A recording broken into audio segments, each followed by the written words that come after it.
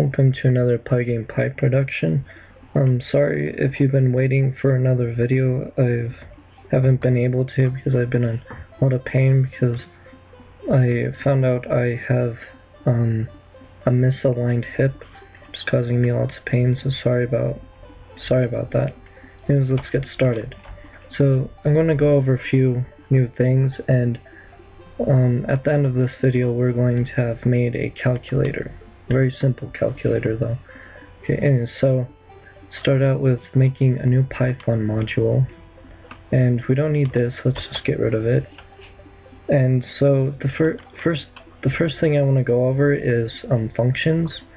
So to do a function, we first start it with def or define, and we name it. So I'm just going to name mine blue, and just some empty parenthesis, and then a colon to tell it that that's the end of the function name. And then we can do stuff inside here. Let's just say this function prints blue.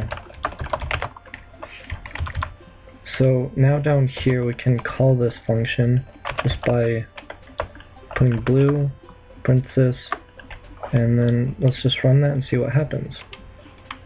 This function prints blue. So it's exactly what we put here for a print.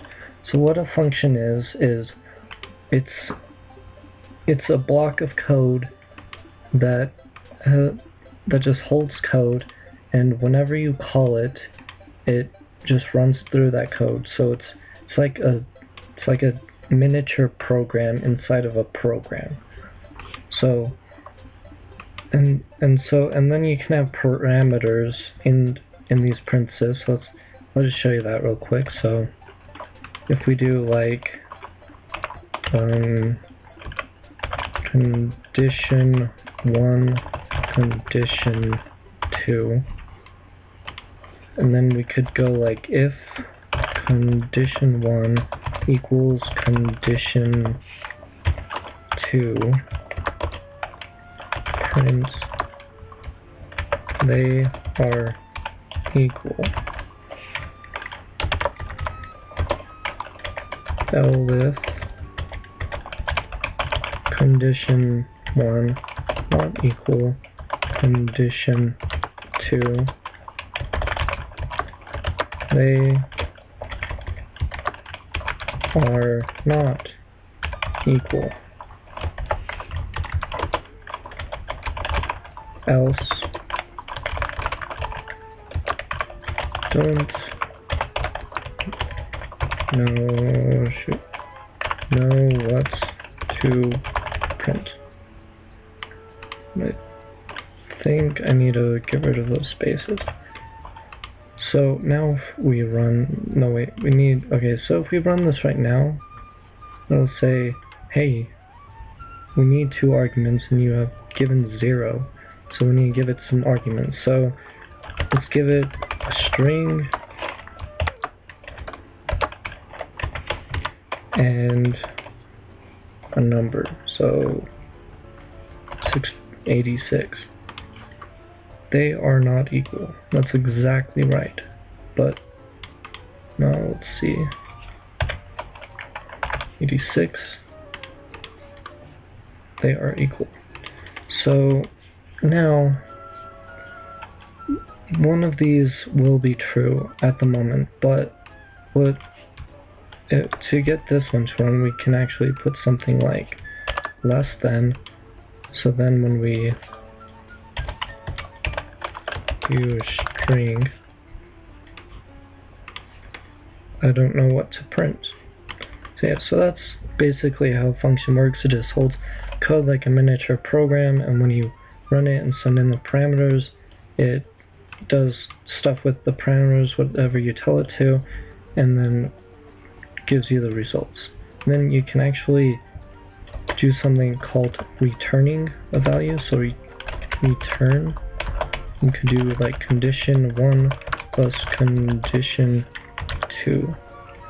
And the issue with this plus is they'd have to both be integers, or like both be strings. You could do like number, and then to get a return, you have to go like that. So we're taking a variable result and setting it equal to whatever blue returns, if blue returns anything. So then let's print result. Yeah, string number. So then, but then if we go like 34 and 1, we get 35. Okay, so that's basically how a function works. It can return a value that you can grab with a variable by setting it equal to the function. It's just like a miniature program. You just start with def, the name, some parentheses, and so yeah. The next thing I want to go over is external files. So to make an external file, we first need to make a file. So let's first save this. So save as, whichever one. I made a file for tutorial, so we won't put in tutorials. Just call it, let's just keep that module 1. So let's save that, and then, okay, so now the new external file. So new, and then we don't want a Python module, we want a new file. So let's go new file, Python script, create. So, okay, so now we need to save this one. So save, and it needs to be in the same folder as the file we're calling it with. I'll show you that later, but let's call this calculations. Save. Okay, so in calculations, we're going to define an additions function and have arguments num1 and num2. And we're going, so then to do this, we're going to go result equals num1 plus num2, just like we had before, and that'll just add the two numbers together and set it and put it in the variable result. And then we want to return result. Okay, so now how do we use this file exactly? So we're going to come back right here to module 1, and just like we did with the random library, we're going to import calculations. Okay, so with this import calculations, to actually call these functions, unlike when we did import from random import randint, when you just import like this, you have to actually do calculations dot additions, and then it'll call the functions, that function that's inside calculations. Oh shoot. Oops. So basically what this is saying is, inside calculations, there's a function called additions that I'm going to call and want to use. Oh, shoot. And I'm going to pass it these values. And we're doing a return, so we're going to use result again. You can use any name, but I'm going to be using result. So now let's print result. When we print that,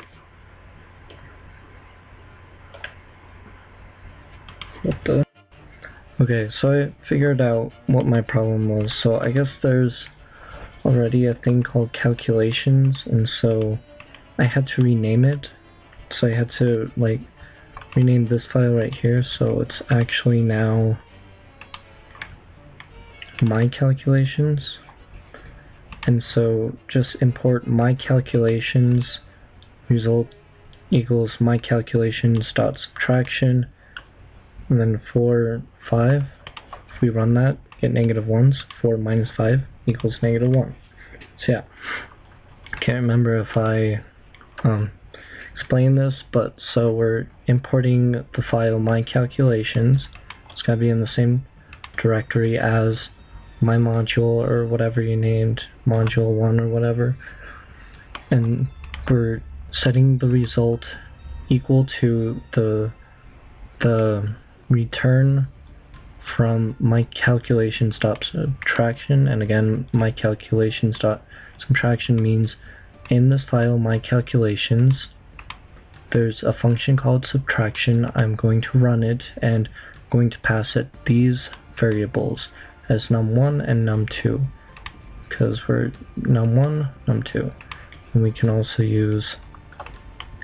go ahead and do dot addition, and we get 9 for plus 5 equals 9. Okay, so we could also do times and divide, and I'll just show you right now. So to divide, use slash, and then to do times, you use an asterisk. You may have seen that before, but yeah, in programming, that's how you do times and divide, and I'll let you guys figure that out for yourselves, but I will show you this. So to do a simple calculator, we could do while it's actually done equals false, while done not equal true, some print,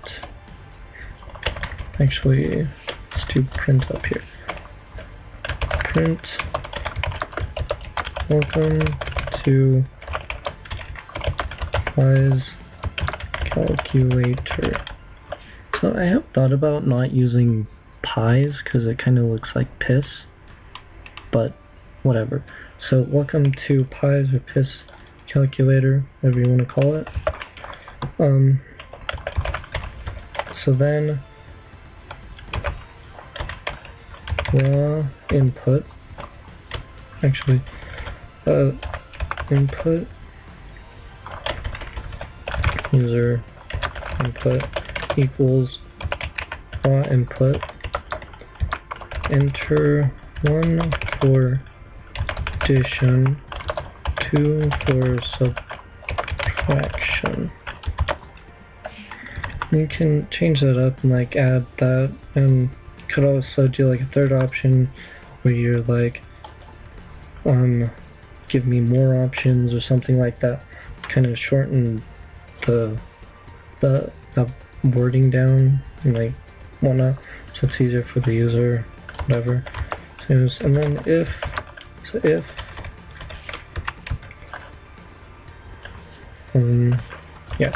let's do if, no, sorry about that, if user input equals 1,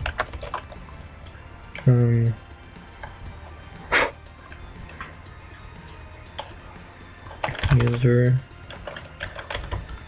input equals raw input,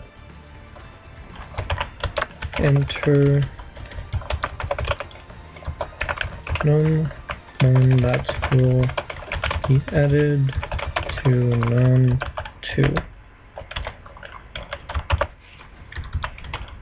and then my calculations, result equals my calculations dot addition. Oh yeah, sorry.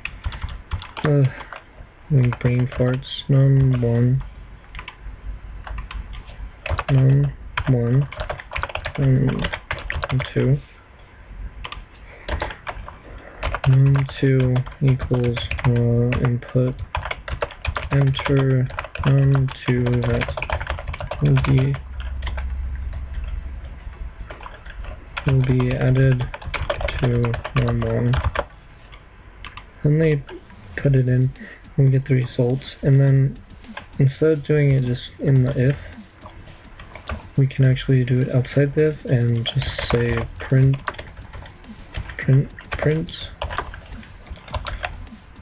the result is pretty sure it's an and sign result. Let's try that out. So enter 1 for addition, 2 for subtraction. We only made it for addition, so we go like that.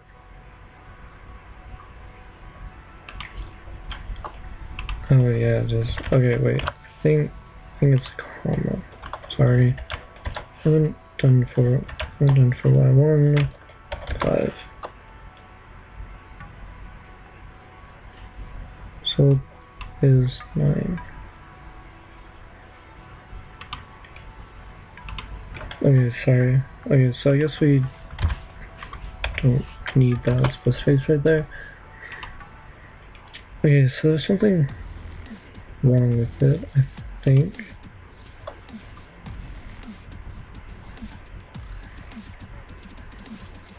Failed syntax. Sorry about this. Okay, so we enter 1 for addition.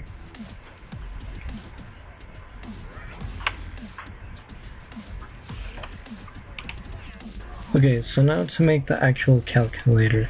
So let's start out with our main loop. So we're just going to do while, and I'm going to show you something new. So let's do this while 0 not equal 1. So you're going to be saying like, well, of course 0 is never going to equal 1, so how are we going to stop this infinite loop? So I'll show you that. So we're going to let's first do, actually up here, let's first go print welcome to Pi's calculator, or whatever you want to put for it, your name, whatever. I have thought about not using pies because it kind of looks like piss, so piss calculator, so pies, whatever. If you anyways, let's go on.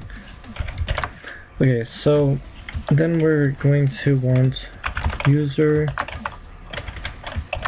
input equals raw input.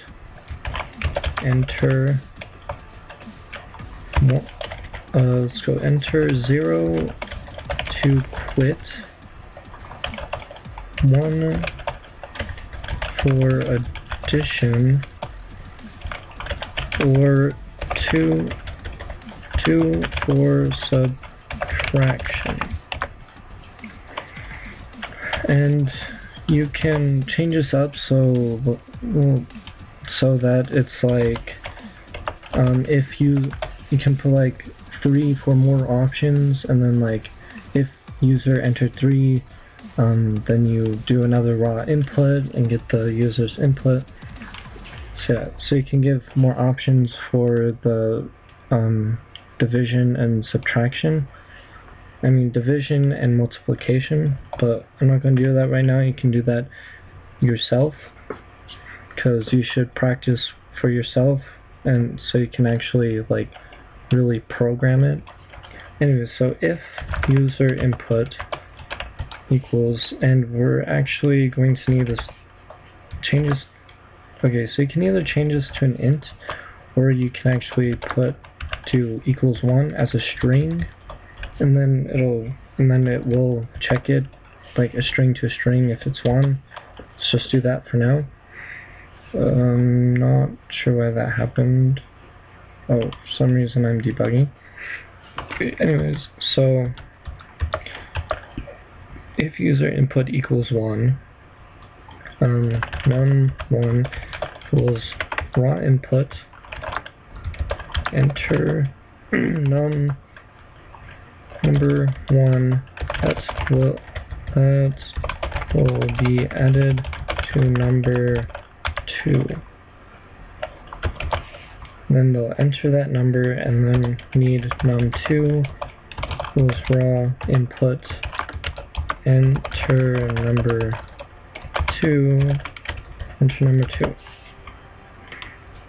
So now we're going to result equals my calculations dot addition, and then let's actually go integer, change it to an integer because we want to really add the integer values, not the string values. Num2. So we're passing it as an integer. Oh crap. So then down here, actually, okay, so yeah, I was going to show you that. So else, no, elif, crap, elif user input equals 0 break. So what is a break? So basically a break is telling a loop to stop. So when this break is called, this loop will stop. That's all it does. Or in different languages, there's something called a switch statement. If you have a break, you use a break to stop the switch statement. So yeah, break just means stop what you're doing and move on. So then let's actually copy this, paste, let's clean it up a little bit here, it's more readable. So let's change that to 2, change this to an elif, num1, num2, number that will be subtracted from number 2. And then instead of additions, we're going to use subtraction. And then, so yeah. And then also, for our result, let's actually do this. Result equals none. So what none is, it's implying that this variable is nothing. We're setting it equal to nothing. So you can think of it as being getting set equal to 0, but none is like an actual thing. In other languages, it's called null or nil. In Python, it's called none. So, and we can actually check for this. So down here, if result not equal none, then print result, or the result is result. Okay, so now let's run this. So enter 0 to quit, 1 for addition, or 2 for subtraction. So let's first see if our break statement works.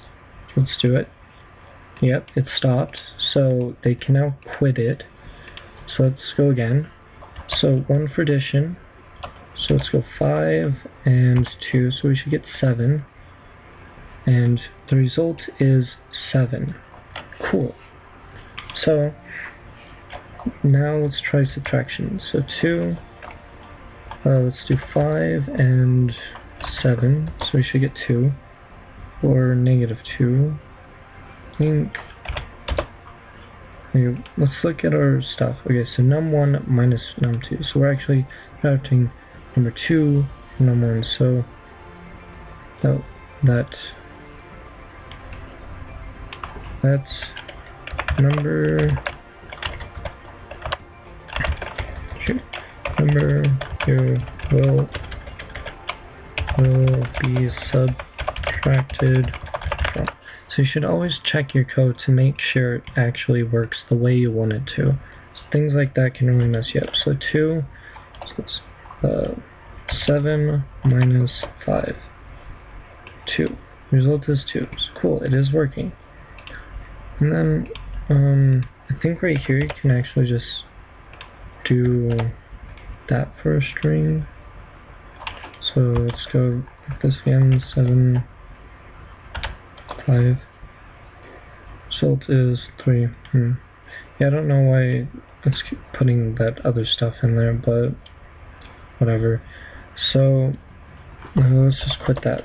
So there you have it, a very simple calculator. So now go and try and see if you can do the division and subtraction, and I'll show you right now. To do multiplication. To do division, use this / sign. That's for division, and then for multiplication, use the asterisk, and that's for all, or at least the ones I've used, programming languages. They're usually always plus, minus, times, and divide, just like that in all of them. So that's one thing you can always take to different languages. So yeah, try that. Try to add those other things to here and improve on this and make it better. So that is all for now. Please give me a like if you like this video, and please subscribe to be alerted when more videos come out. And again, sorry that it took me a few days to come out with the next video.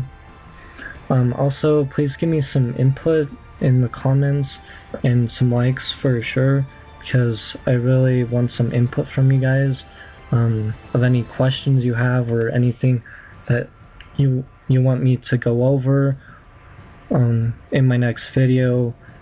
I'd really like some input because I haven't really been getting any input, and I know some of you are following along with these tutorials, so please give me some input. It'd be very nice. So see you next time. Thanks.